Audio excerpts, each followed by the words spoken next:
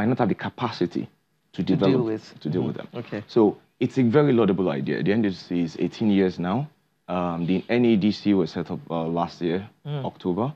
And I think to judge the NEDC is a bit too early to have a proper review. Okay, what about the NDDC?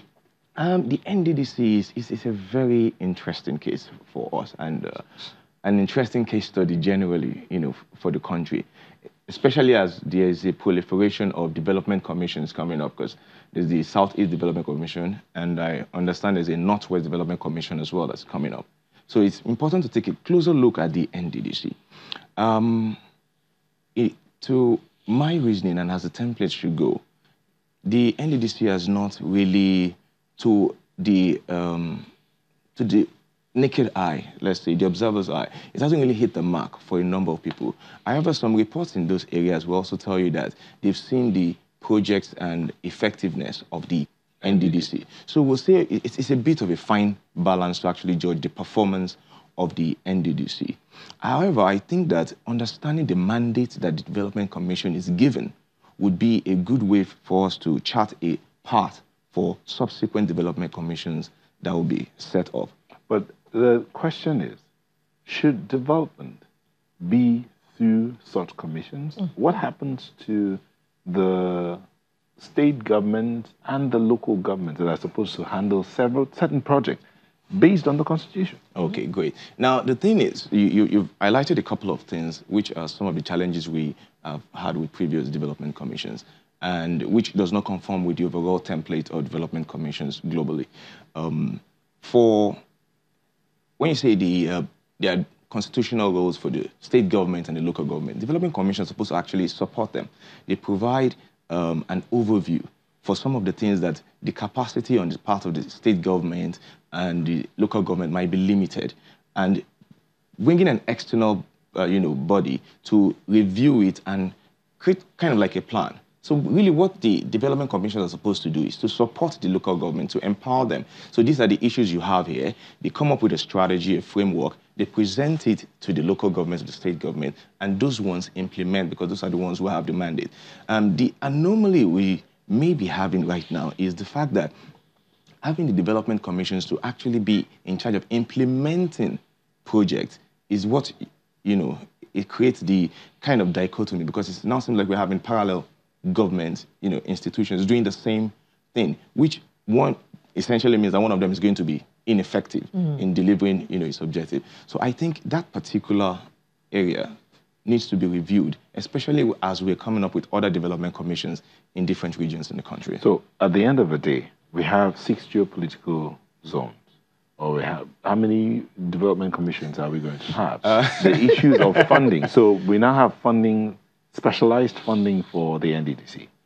It's sort of like a specialized funding, for the NEDC. Now, this commission, the bill has passed, the Southeast Development Commission. There would, by the time the president assents to it, there will be some kind of specialized funding as well. Now, while that's happening, there is still the allocation that goes to the states.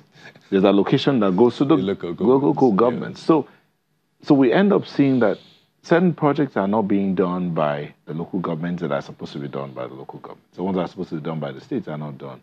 And they're looking to the Development Commission, which is it not supposed to be an interventionist situation? Yes, like I said, development commissions are more advisory. They are more advisory by definition, in the strict sense of the definition. They play a more advisory role to the local governments and the state governments for projects and issues that needs to be addressed. Not the NDDC. In that area. Nigeria is a very interesting case, and sometimes we have Nigerian solutions to Nigerian problems. I feel that we need to have a critical, look at the performance and the implementation of the mandate by the NDDC if we want to get any effective result from NEDC or the SEDC or whichever one comes up. With regards to the number of regions, we need to understand also that more often than not, development commissions have timelines. They have a lifespan, a life expectancy. So it can be renewed, right? If it has achieved its objective, right, then it's a foregone conclusion. There's no need to renew it. It's not supposed to be a continuous project. It doesn't go.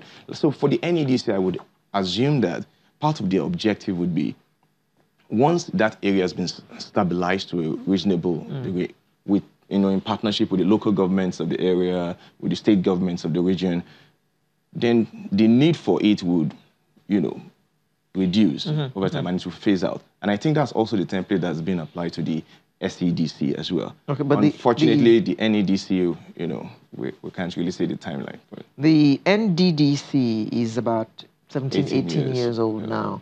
So would you say that it has brought development to the Niger Delta area the way that it's supposed to do? Well, how do I put this? We are a very colorful nation.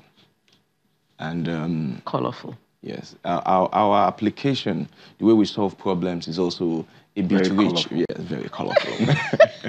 So the NDDC, they've tried, right?